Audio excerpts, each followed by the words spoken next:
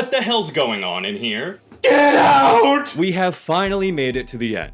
Dressrosa, you felt like you'd last forever, but like all good things, you had to come to an end. An ending that was completely nuts. Bounce Man? Are you kidding me? Hold on. We're not there yet. Welcome back to my One Piece First Impression series, the series where I go through the One Piece anime as a first-time viewer and offer my first impressions. If you clicked on this video, likely you already know the whirlwind of emotions I went through watching the Dressrosa finale, and you've chosen to listen to the ramblings of a madman as he tries to sort through it all. I've loved everything about Dressrosa, but I've been holding back the floodgates of gushing and tears on the off chance that it fell flat on its face at the end. But now, the gates are open, and I'm gonna drench you all. There's a ton to talk about, so let's sail on. We last left off with a confrontation between Don Quixote Doflamingo and Trafalgar Law, following the reveal of Law's sad shonen backstory with Corazon. In the present, Law is giving it his best shot, but Doffy and Treble prove to be too much to him, and Doffy ends up sawing Law's arm off. Yeah, we're hitting the ground running with this video. Meanwhile, Luffy has defeated the Doffy string clone, and Bellamy has been released. But with his newfound freedom, Bellamy starts springing around, threatening to attack Luffy, despite protests that if he keeps doing so, he will die. In the anime, I think Bellamy is bouncing around for maybe 10 episodes, so we'll jump back to this confrontation a bit later. This is the section of the story where the Don Quixote family finally gets taken down, and I think every single fight was absolutely glorious. First up, the giant whose name I cannot possibly pronounce, Hiruden, goes up against Machiaves. Of all the villains, Machiaves is probably the most boring to me. His power is just the same as Miss Valentine from Baroque Works, and he's barely got a personality. However, how he continuously bashes and breaks all the Giant's bones is vicious, which makes the Giant's comeback of fucking annihilating him despite his vast injuries all the more satisfying. Next up is perhaps my personal favorite of all the C-list battles on the plateau, Lao G and Baby 5 versus Don Chinjiao and Sai. The whole episode where this conflict really shakes out was just too damn funny. Lao G straight up dies with his spirit flying away, but then comes back to life only to ask what someone said. Everything with Baby 5 wanting to be needed by Sai was also hilarious, and then shockingly upsetting with that real brief look at her backstory.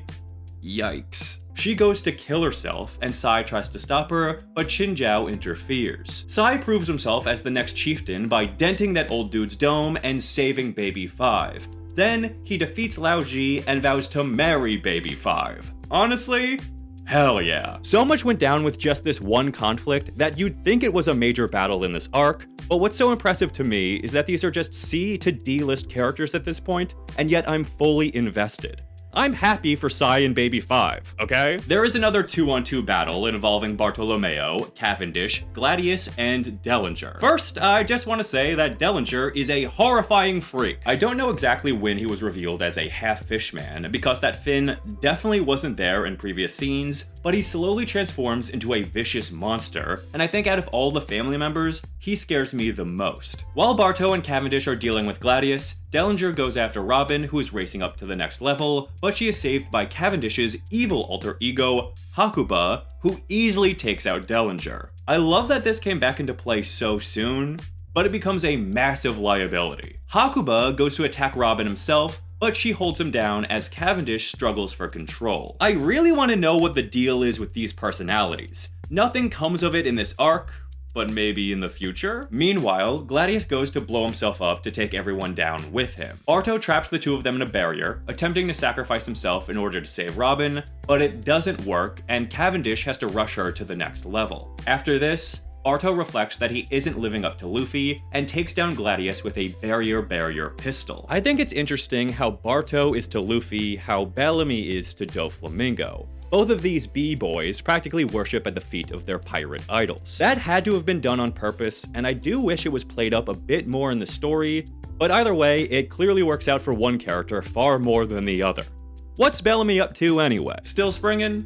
Okay, we'll check back even later. In the palace, Leo's group of fairies storm in to rescue the Tantata princess, Mancherry. She was being held captive for her heal powers and is guarded by a battered Gyola while the defeated family members are brought inside. Leo and crew take her down, save the princess, and by extension, save the day. If Mancherry had been forced to heal the family, that could have actually been a serious problem. The story has been teasing the princess since we first saw the fairies in the factory, and I'm honestly surprised she even existed. Since the fairies have been established as so naive and easy to trick, I just figured they were completely lied to about even having a princess in the first place, and just went along with it. That could have been an interesting angle to pursue, but Mancherry is surprisingly important going forward. Back at the Smile Factory, we have a macho manly conclusion to one hard-boiled battle. Senor Pink and Frankie are still going at it, taking each other's hardest attacks, and both are unwilling to back down. And my god, I was right about Senor's sad shonen backstory and my inability to handle it. While launching his devastating attack, the Baby Buster on Frankie,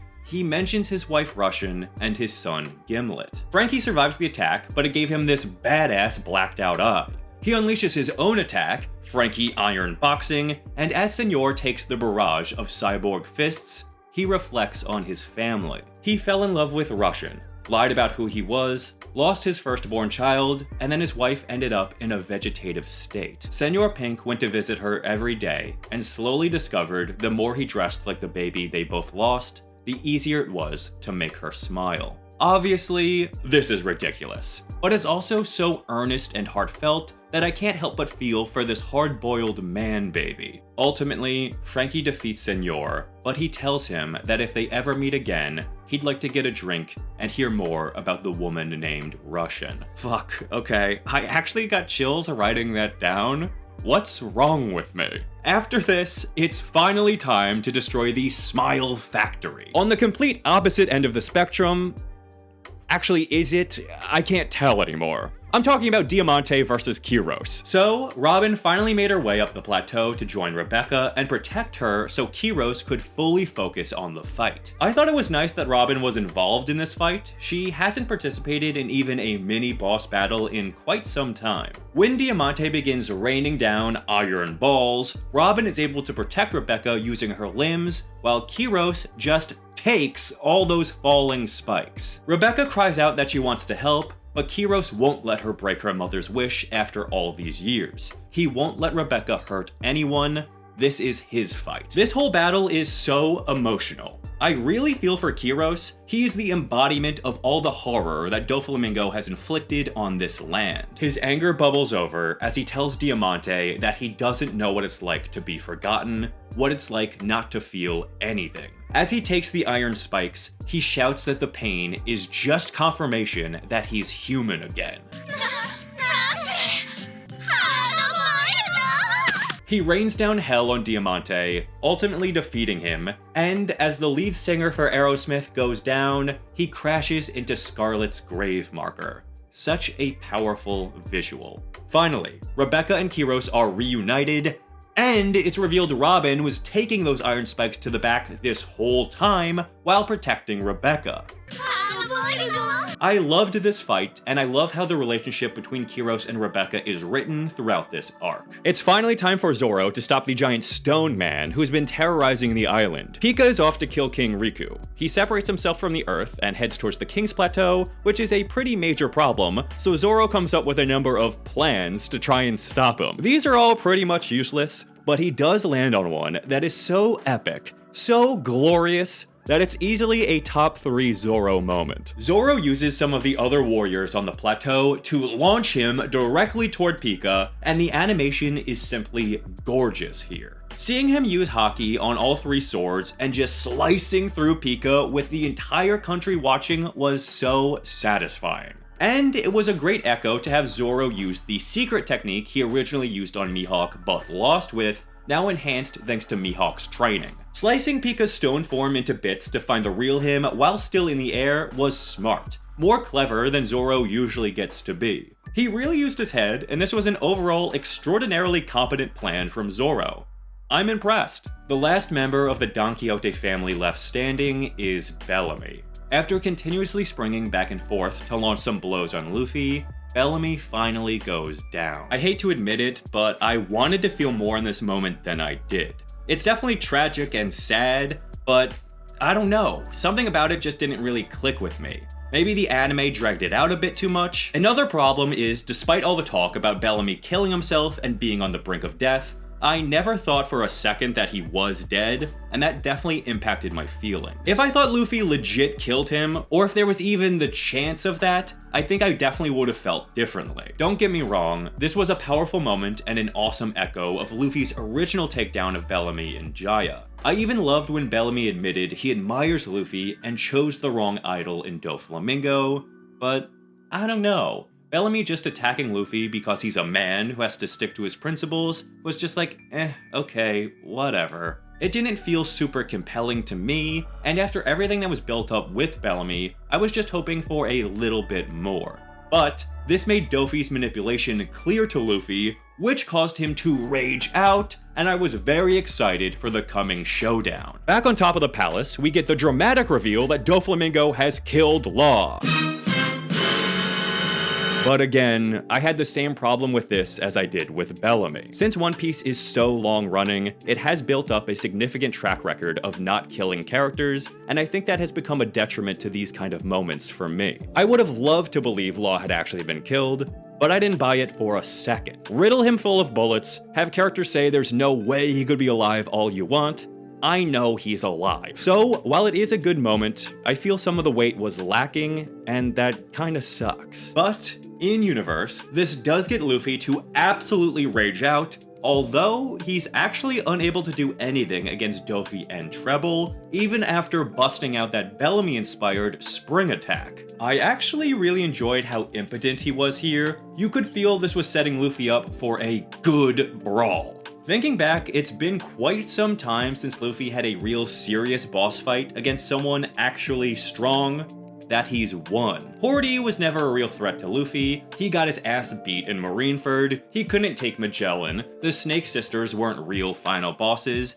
and obviously, Kuma and Kizaru fucked everyone up. I guess maybe you could count Moria or Oars, although he did have that weird nightmare power-up and everything else was a team effort. I guess really the last one was Lucci. What a great job this series has done of balancing climaxes for Luffy. That just made me so much more appreciative of this Doflamingo fight. Shocking reveal! Law's alive! But okay. I gotta be fair here, this was not in the usual way characters wondrously survive death. Law actually didn't take the damage, but tricked everyone into thinking he did. I love how clever Law is constantly shown to be. He used shambles to switch himself out with a random thug before being shot, then he bided his time waiting for the perfect chance to strike with his Gamma Blade, which was a pleasant surprise. He really fucks Doffy up, completely wrecking his internal organs. While Doffy is agonizing in pain, Law reflects on Corazon, and I feel like this revealed a lot about how his revenge has consumed him,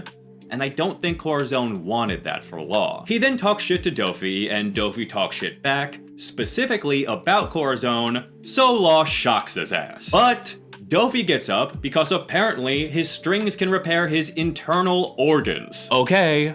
Fuck you. Either way, he's up and Law gets completely wrecked. Now this is when the fight gets serious. Everything up to now has just been a practice round. It's officially time for Luffy to step up, get it, and show Doflamingo what the future king of the pirates is made of. Doflamingo goes to stomp Law to death, but is intercepted by Luffy's foot. He goes to do it again, but Luffy stops him again, and their haki collides in this glorious swirling of energy. Luffy isn't gonna let Law die, and he isn't gonna let Doflamingo continue to do as he pleases. This is now a battle of Conqueror's Haki for the fate of Dressrosa, and it is glorious! However, I do have a question. Treble refers to what I thought was Conqueror's Haki as the color of the Supreme King, and I have no idea what he's talking about. Doffy's Haki does seem to have a red tint to it, so maybe it's a different kind of Haki, or is this just a translation thing? They continue to refer to colors when referencing Haki going forward, and this completely threw me off because I felt I was finally getting a pretty good grasp on the terminology. If you're watching this, likely you're more knowledgeable than me, so please let me know what I'm missing. Treble goes on to say that he has guided Doffy to be the ultimate evil all his life, and I thought that was a really interesting inclusion by Oda. Since there have been so many comparisons made to Doffy and Law, here, the story is telling us the only difference between them is who cared for them. Doffy came out the way he did because of Treble, and perhaps Law would have followed the same path if not for Corazon. Treble tells Luffy that it's pointless to fight against Doffy because he is the king chosen by heaven. And in classic Luffy fashion, he screams, "So what?" and gives Doffy an absolute thrashing. Fuck yeah. But after all that, Doffy still gets up, and this guy has certainly earned his name. He is the heavenly demon. He is pure, unbridled evil. It's here that we finally get to see the forming of the family flashback, but I've gotta be honest, this was kind of a letdown for me. The core of the family was already around before Doflamingo even entered the picture, and then Treble just encouraged Doffy to be a bad boy. Treble, Virgo, Diamante, and Pico were all just like, cool, let's make this kid king and fuck up everyone that we can. It really didn't go much deeper than that, and it kinda just seemed like they were waiting for an excuse. I didn't hate this, but it didn't live up to the story I had in my head, or the flashbacks that we're used to seeing from this series. The way that Treble had recently been built up too made it seem like he had more agency in all of this. It seemed like maybe he was pulling some of the strings behind the scenes. But no, he was just a big dum-dum who got lucky. In the present, Law goes off on how Treble is a moron and that Doflamingo doesn't care about the family. This makes Treble enraged because for whatever reason, he believes all the executives are equals with Doffy, and this scene just solidified what a whiff his whole character was. He's a fucking gross moron, and I hate him so much. The fact that he, out of all the family members, is gonna lecture anyone, and also be the last man standing, is a complete disappointment in my opinion. He's just not a fun or interesting character at all. When his mucus body reveal happened, I guess that was slightly interesting, but completely unnecessary. The only good moment involving Treble was when he gets slashed by Law's severed arm. Also, throughout this whole arc, I was waiting for some confirmation or hint one way or the other about Doffy's feelings toward the family. I cannot tell if Law's claims about Doffy not caring about them are true though. I feel like he does care, but I'm not sure. Treble explodes, and Doffy, Law, and Luffy are forced to bail off the roof. The onlookers take care of Law, and I thought it was nice to see that Cavendish and Barto are still significant in the climax. Barto leads everyone away, while Cavendish stays with a stubborn Law, who is unwilling to leave without seeing Luffy and Doffy finish their fight. Good thing too. I know I would have been pissed if I lost my arm and didn't even get to see this glory play out. Surrounded by fire in the ruins of a great palace, Monkey D. Luffy and Don Quixote Doflamingo are the only two warriors left standing. It becomes clear to Luffy that he cannot take down Doflamingo the way that he has been fighting up to now. He says he won't let anyone die, that Doflamingo got in his way, and in order to protect those he cares about, he will take everything on himself. Then, he goes 4th gear. If you thought Usopp was a god, you ain't seen nothing yet. I absolutely love this form. I was not expecting Luffy's legendary 4th gear to be bouncy. It's so silly, yet so badass. It's the perfect transformation for him. He's just bouncing around like a beefy beach ball looking all tough. Oh, but don't worry, he can fly in this form. Did I mention Luffy's reached godhood? His moves are crazy tough, but his body is what's impressing me. Look at those pecs. No, I mean look at how tough his body is. He can now use armament hockey, and yet still maintains his rubbery physicality, so hand-to-hand attacks are nothing. This is the ultimate Luffy. I also think the explanation for this form works well enough to be plausible. He's using hardening on his skin to increase the elasticity. It's enough words to feel justified. Doflamingo goes on to explain it more succinctly. He's harmonizing the armament and rubber. Also, Luffy apparently training with this form against the beasts on the island with Rayleigh makes sense and felt organic. Canonically, he didn't just pull this out of his ass right now. Actually, thinking about this form more, if 2nd gear takes from Luffy's lifespan, how much does 4th gear take?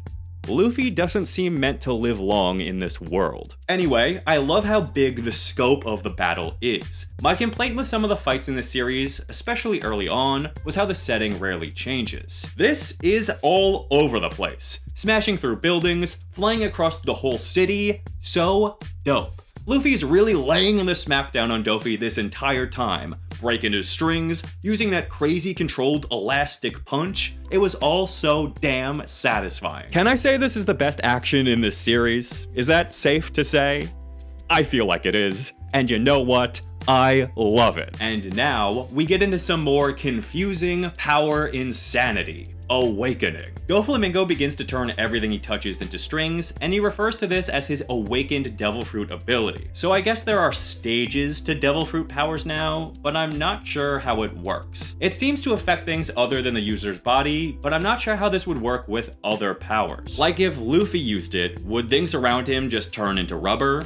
What if Chopper used it? Would everything just turn into humans? It's probably different for every type of Devil Fruit, but this just adds a whole new power system on top of everything, right when I was finally getting used to hockey. It's a cool idea, I just think I need to see more examples of it to fully understand how it works.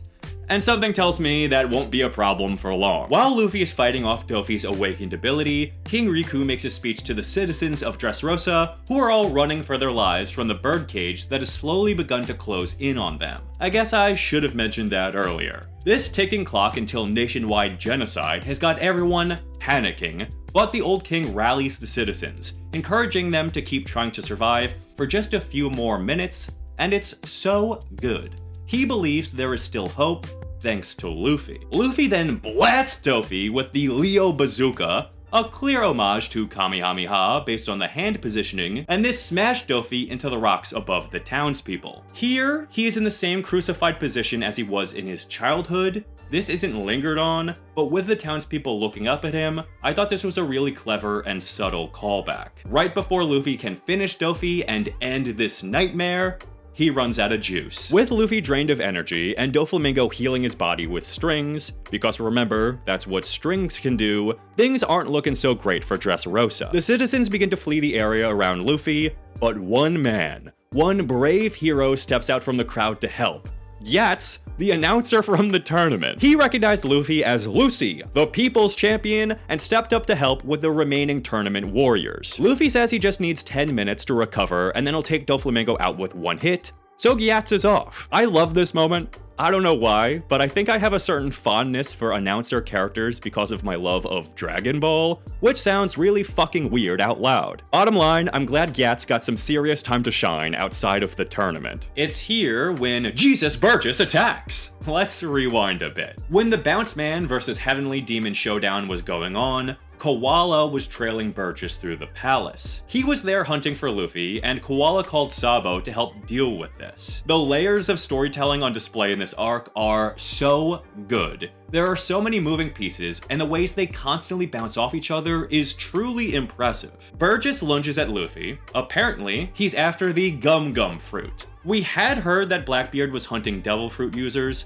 so this tracks. I just wasn't expecting Burgess, in all this chaos, to be dead set on getting that fruit. But Sabo shows up just to take Burgess off everyone else's hands. That is a great showdown, which I will speak to in a bit. Doflamingo is back on his feet, and he begins to speed up the birdcage even more. There's some timey-wimey math, with the birdcage now closing before Luffy's 10 minutes are up, but everyone in Dressrosa steps up to help out. Zoro has been leading the charge to stop the birdcage from moving, and after Mancherry used her healing powers to revitalize the warriors and citizens, many have joined the Straw Hats in pushing back the cage to buy Luffy more time. Even the Navy shows up, including Fujitora, who says, "Oh, I can't see who I'm helping." That old man's really got some charm. And holy shit, that many people in this Navy squad can use hockey?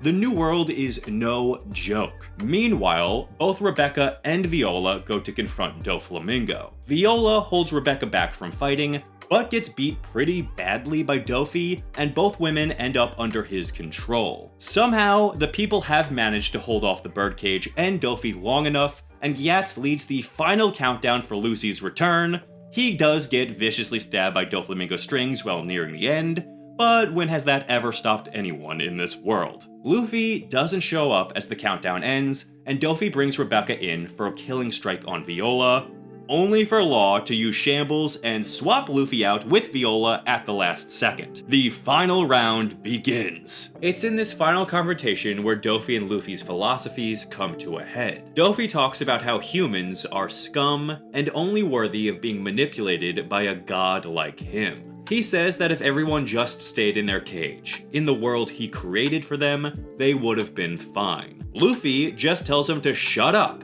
He says that Doflamingo strangles everything, and he feels like he's suffocating. You can't cage this, D. Luffy then hits him with the King Kong gun, and completely shatters the landscape, sending Don Quixote Doflamingo crashing down through the underground, with his cool shades broken. This was a short but sweet finale, and I love the thematic wrap-up around Doflamingo taking away other people's freedoms, as well as the symbolic and literal exposure and destruction of the underworld, destroying it and bringing everything to the surface. Gats makes the final announcement of victory, and the people around the country rejoice and cry over the tragedy they've endured. They're finally free. Meanwhile, Sabo still has to handle Burgess. We actually don't see their fight play out, but it seems like Sabo pretty easily handled things. And now that we're out of the climactic action, I've got to slow down and hone in on some details that have been really intriguing to me. When Burgess was trying to steal Luffy's devil fruit, and then Sabo's, he kept wielding this knife. Burgess doesn't use a regular knife in combat. We've seen that countless times before, which means this knife must somehow be involved in the process of stealing a devil fruit. But how? We still don't know how Blackbeard stole Whitebeard's devil fruit, so I suppose a knife could have been involved under that cloak. My best guess is that Blackbeard can somehow imbue external objects with his devil fruit ability, likely through awakening, and his ability allows for the extraction of devil fruits. That's a little strange since there isn't a devil fruit physically existing inside of Luffy, so maybe it's a little more metaphysical. I don't know, I just thought this knife was an interesting detail. Burgess thinks he's clever, pissing Sabo off by talking shit about Ace, but he's quickly consumed by flames. Killed? I wanna say killed. Let's hope. The battle may be over, but now it's time for the world to finally get word of the acid trip insanity that went down on Dressrosa over the last, couple of hours? This is where Fujitora finally makes his move. He is playing a real clever political game in the aftermath of this conflict, and I have no choice but to respect his sneaky strategy. With the birdcage down, Fujitora's first action isn't to file a report with the Navy, but to spread word of the events to the neighboring countries. On video, he speaks to King Riku, putting the blame for what unfolded directly on the Seven Warlord system, and apologizes on his knees on the world government's behalf. Very, very smart. He just pissed a hell of a lot of people off. We see Akainu, who I guess just despite my horrible pronunciation, goes by Sakasuki now, confronting the Five Elders. They are still talking about the newspaper correction with Doflamingo's warlord status. Hey guys, that happened like 100 episodes ago. That's how quickly everything on Dressrosa actually unfolded, and I think that's hilarious. Sakasuki determines that someone in the world government, even above the Five Elders, made the Doflamingo call, and I thought these guys were the top dogs. Who the fuck do we have to deal with after these guys? Also, they tell us Aokiji is working for Blackbeard. What the hell? Aokiji's on the ultimate bad guy squad? He's gotta be up to something. He's gotta be using Blackbeard, right?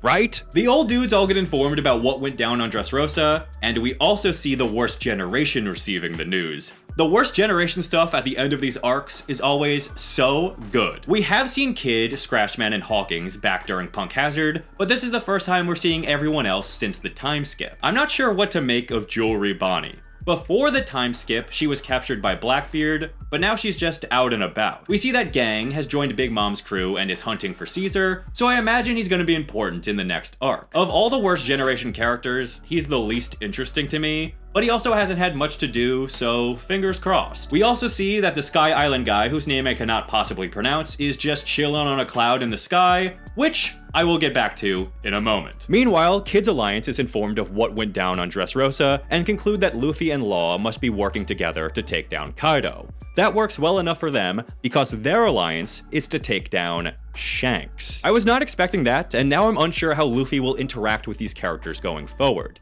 Will he try and protect Shanks? Will he just let them go their own way? Or will he try and beat them to it? This is an excellent layer of storytelling to add on top of everything going on. Finally, we see that X-Drake was the little boy who escaped the birdcage during Law's backstory, and his father was the pirate who was making the deal with the Op fruit, who was killed by Doffy. This was another unexpected revelation that seems almost irrelevant, but it cannot be because why include it in the story? To me, this signals that Drake is going to be more important than I expected, which makes sense since he seems to be working for Kaido now. Back to the immediate fallout. We get more insight into why Fujitora made the decisions that he did throughout the Dressrosa crisis. Sometime after Punk Hazard, it looks like Fujitora met up with Smoker and they discussed the Straw Hats. Fujitora seemed inspired by Smoker's outlook on what went down in Alabasta and how it wasn't right to take the credit for the Straw Hats saving the day. Fujitora wanted to right that wrong, which is one more point toward Dressrosa being an echo of Alabasta. There are so many similarities between these two arcs that seem very intentional, and I wonder why that is,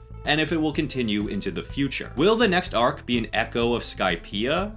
Very interesting. Anyway, so Sakasuki calls Fujitora and is absolutely pissed at his admission of fault, but Fujitora makes a great point about the Navy's credibility. Sakasuki is unwilling to budge on this and tells Fujitora that he cannot set foot in any Navy base until he brings in Luffy and Law. Meanwhile, the Straw Hats are all recovering at Kiros's house. Half the crew falls asleep before Sabo shows up to provide his deeply uninteresting backstory. After being blown halfway to hell by a celestial dragon and being rescued by Dragon, Sabo lost his memory and stayed with the Revolution, where he was just always exceptional to the point of absurdity. The memory loss explains things, but I wish his time rising through the ranks of the Revolution had been shown more. The way he's been presented since his return is that he's always been extraordinary with no real hardship. Can use the flare no problem, can beat anyone in the Revolutionary Army except Kuma and Dragon at the age of 12, can use Haki and single-handedly take down an enemy base at the age of 17. It's just not that interesting. Also, I feel like Sabo losing his memories removed why he was such a perfect fit to join the Revolution in the first place. It made sense why a pre-memory loss Sabo would join a movement like that, given his personal history. Taking that away just makes it feel like Sabo was going through the motions for years. Does he even believe in the Revolution's cause? I feel like his flashback was so focused on logistics rather than fleshing out who he is, that he felt like a blank slate perfect boy until his memories finally returned. I do think that Ace's death being the trigger for those memories to return was a really powerful scene, and I really enjoyed seeing Sabo and Luffy's reunion. I really enjoyed everything with the three brothers, it's just all the other stuff that I wish was more interesting. So Sabo leaves while Luffy is still asleep, but somehow he made a Viver card of Luffy that he shares with everyone. How are those things made? It's a little moment, but I also enjoy the drinking scene that Kiros and Zoro share. Generally, I enjoyed all this little cool down wrap up at Kiros's house, but something about the Kiros and Zoro connection was quite nice. Zoro says he wants to fight Kiros one day, and I'd love to see that. While everyone is getting some much deserved rest, we see that the others are in crazy town. We finally get to see Sanji, Brook, Nami, Chopper, and Momo after a very long time. They have apparently made it to Zou after evading Big Mom's ship, but everything around them is insane. I'm not even sure how to describe what we saw here. Sanji, Chopper, and Caesar are running around in this forest, chased by monsters, while Nami, Brook, and Momo are confronted by two horned people and then are washed away by a water volcano. Is that good? Does any of that make sense to you? The warrior that Sanji takes out also mentions something about trying to find a samurai. Kinemon or Kanjuro? He also had Kaido's symbol on his belt. There has to be some connection between these two and that emperor. This is the second little hint at that, and I'm sure it ties into why the hell these samurai left Wano in the first place. Speaking of Kaido, he tries to kill himself. Back where that Sky Island Worst Generation dude is hanging, a huge monster appears. Turns out, this absolute beast is Kaido, and he jumps off the Sky Island in an attempt to kill himself and crash lands right at Kid's base. The narrator tells us that Kaido has survived over a dozen executions and that he was looking for a place to die. He is unkillable, and it's said in a one-on-one match, the winner will always be Kaido. He is the strongest creature in this world. After unsuccessfully dying, he gets up and rants about Joker starting the final battle. He wants to start the largest war ever known to destroy this boring world. I don't need to tell you, right? You already know this is cuckoo for Cocoa Puffs, right? Kaido being a suicidal maniac who wants death and destruction simply because he is bored with this world is absolutely perfect. It sets him apart from the other villains and also shows what an incredible force of animalistic might he is, almost like he's the embodiment of nature itself. Teasing that Kaido is literally incapable of dying or losing a fight really stacks the deck against the Straw Hats, specifically Luffy. I wonder how the eventual battle with him will go. Will it just boil down to a Luffy versus Kaido deathmatch that Luffy wins through sheer will and determination, or will there have to be more to it if Kaido is truly as invincible as we've been told? I don't know, but these two scenes did a great job of getting me excited for what's ahead. On the third day after Don Quixote Doflamingo was dethroned, Fujitora finally makes his move against the warriors who saved the kingdom. Tsuru arrived with Inspector General Sengoku. Look at him just goofing around with his white hair. He seems far more relaxed, and good for him. Semi-retirement seems to be treating him well. Tsuru is a character I wish I had more to say about. Her role in the Navy isn't clear to me. She is obviously a higher up, but I'd love to learn more about her as she keeps getting teased, especially with her connection to Doflamingo. Since the battle, Fujitora has been rolling a die every day, which decides if the Navy should pursue the Straw Hats and the other outlaws. For 2 days straight, luck has been on Luffy's side.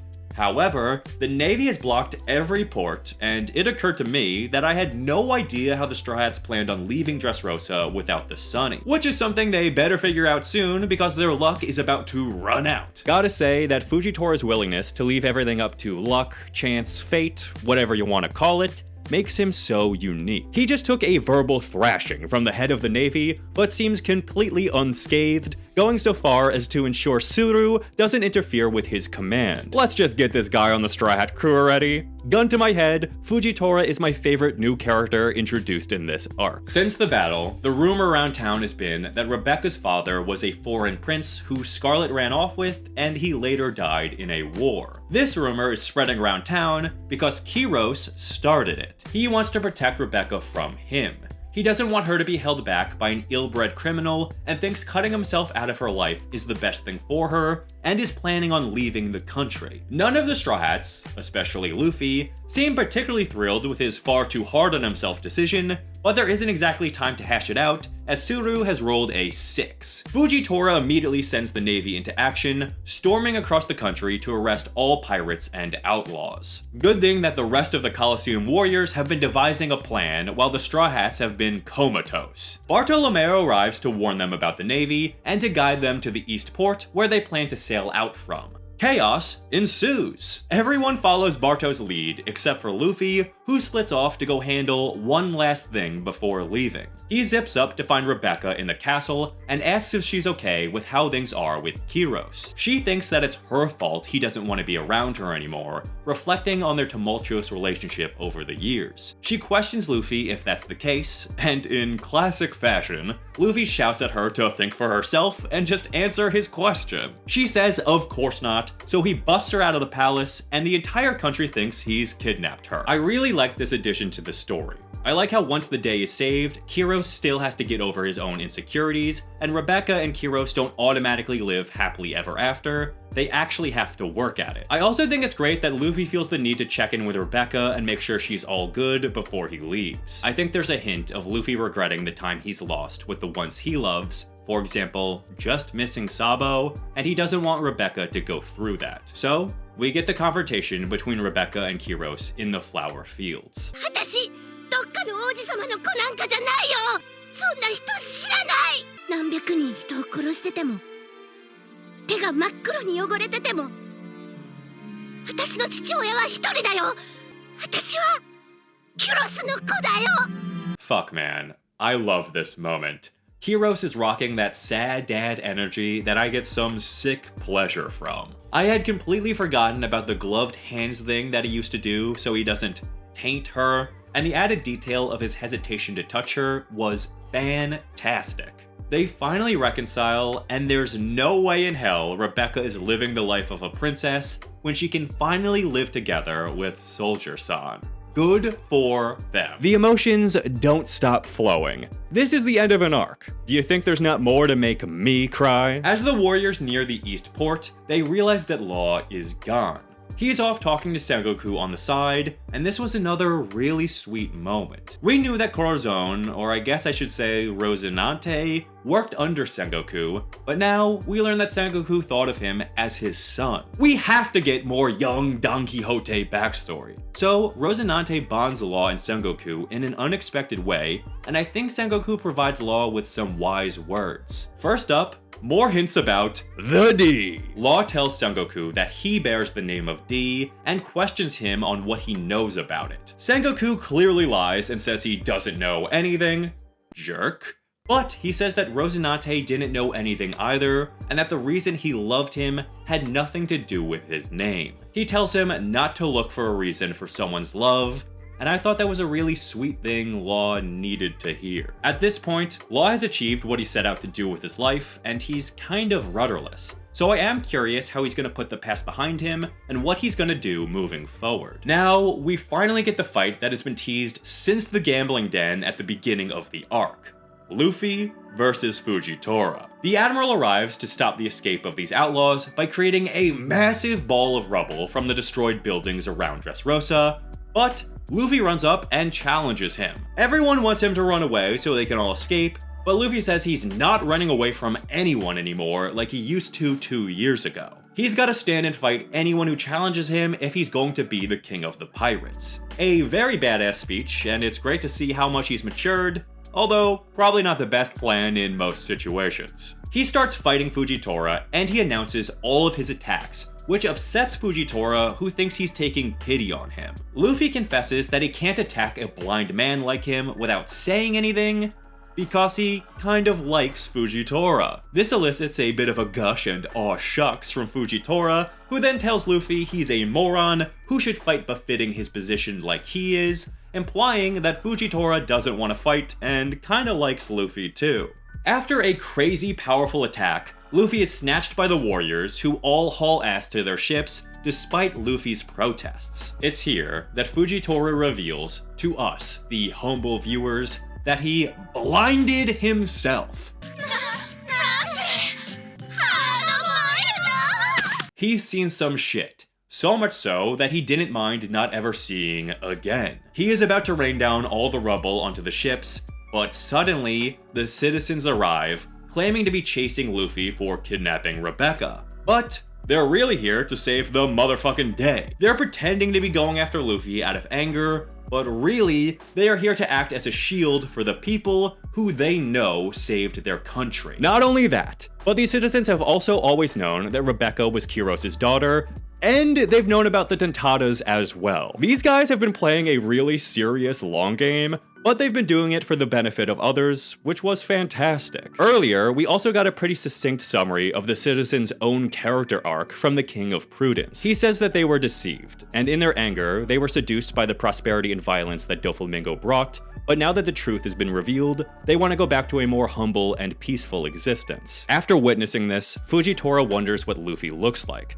saying that he wishes he didn't blind himself, and thinking that Luffy must look kind. That, on top of the citizens waving goodbye to the pirates, made me, say it with me now, cry like a little baby with his diaper filled with poopy. You said that with me, right? Now we enter the portion of the video where I completely freak out. There's a Straw Hat fleet now? Whoa, whoa, whoa, whoa, whoa, whoa, whoa. 5,600 people under Luffy's command? That's nuts.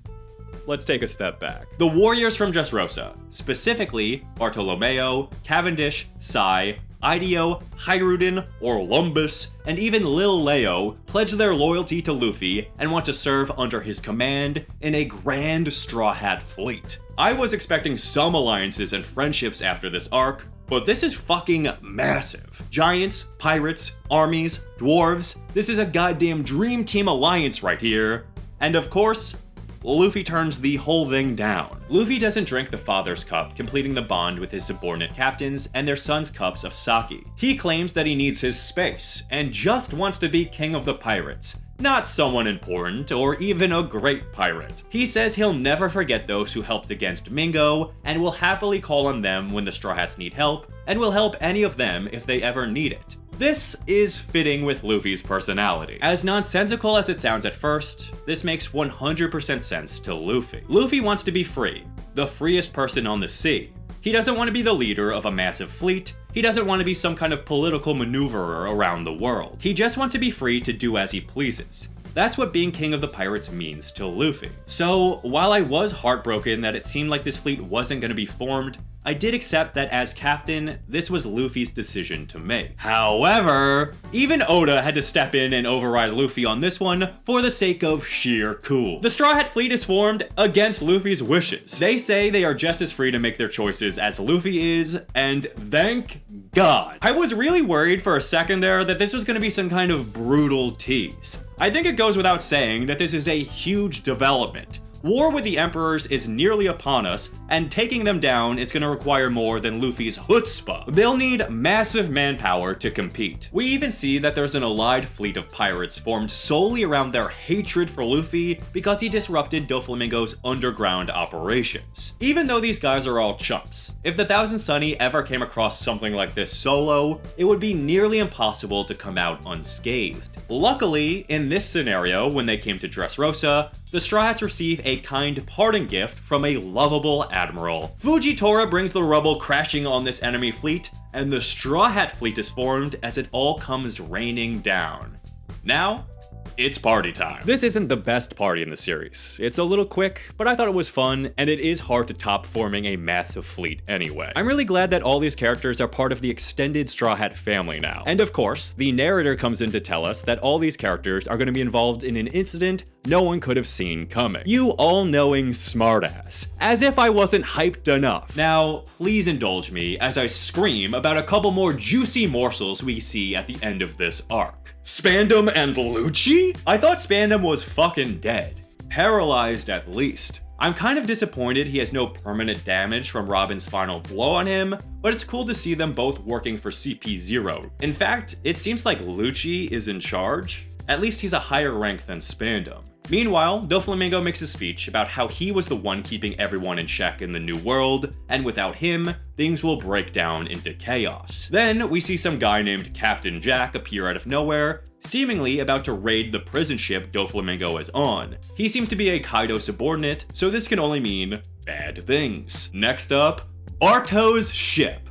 Holy shit, this thing is so goddamn ridiculous and over the top, I can't help but love it. I mean, yikes, it's so ugly, but so good. I haven't mentioned it yet, but Bellamy also survived, because of course he did, but he doesn't really get a moment in the conclusion to this arc. He's kinda just hanging in the background. He says he's not gonna become Luffy's follower, but he does take part of his Viver card, so I guess we'll see him in the future. Also, we're not ever gonna see how they got out of the Colosseum together. There are so many loose strings with Bellamy's story, so I have a strong feeling he won't be gone for long. Now, the bounties. It was long past time for some updated photos on those wanted posters. There are some interesting bits here and some mandatory raises on all our crew's bounties. Luffy is finally up to 500 million, Zoro is up to 320 million, and coming in third with a 200 million berry bounty is God Usopp. This upsets Frankie, who remains below 100 million, while Usopp completely freaks out that his face is finally on a wanted poster. Poor Tony only gets a 50 berry raise. Also, Sanji's bounty is different than all of the others. It says, wanted, only alive. That is really strange. That means someone with big pockets and a connection to the world government is directly looking for Sanji. It's happening. It's finally happening. We're gonna learn something about Sanji. We just have to. This can't be another rug pull like Duval, right? It can't be. We have to get some solid info, right? Right? Dressrosa is a really good time. I'm not gonna be cute about it. I love this arc a hell of a lot. I think that's really come through in these last few videos, but if it hasn't, please let me know so I can work on my communication skills. I think I've gushed about this arc more than any other one in this series, and it is so well deserved. I don't know if this is the arc that hit me the hardest emotionally. I think that still has to be Enies Lobby, but this is up there, and that's saying something, because I think the Water 7 saga is one of the best stories ever told. But I think Dressrosa is the most One Piece arc of all time. Does that make sense? Everything about Dressrosa just oozes a specific kind of personality and style that is unique to this series, so that the feelings you experience while watching it simply could not be replicated by any other. From plans to take down a larger-than-life outlaw, undercover gladiatorial matches, a mysterious land of sentient toys, deeply personal conflicts that span decades and impact kingdoms, goofy god worship of a long-nosed liar, a battle between a depressed man-baby and a pervert cyborg, abuse, torture, enslavement, and a battle to break free and to live free. This is One Piece at the pinnacle of its storytelling. While this arc may not have hit me the hardest, I'd be hard-pressed to claim any other arc as the best One Piece story. It's just a damn good time in this wonderfully established pirate world, and I feel better off for having experienced it. As we sail away from the kingdom of love and passion and fairies, I take one last look at the statues of Kiros, Lucy, and God Usopp, shed a tear, and look to a new horizon. Zoe is next, and after the little teaser we just got, I couldn't be more excited to continue this adventure. Although I've got a ways to go, I'm finally starting the most recent saga, and that itself is incredibly exciting and kind of intimidating. Thank you so much. You, the loon still watching this 45-minute video. I appreciate you, I hope I treated your time with respect, and I hope you got some entertainment from this video. Please let me know all your thoughts on the Dressrosa arc and any recommendations you have for me. Are there any ways that I could improve these videos? What do you want me to do once I catch up to the current story? I'd love to hear from you hardcore loons who made it this far. Thanks again for watching. And until Zoe, I'll shut up.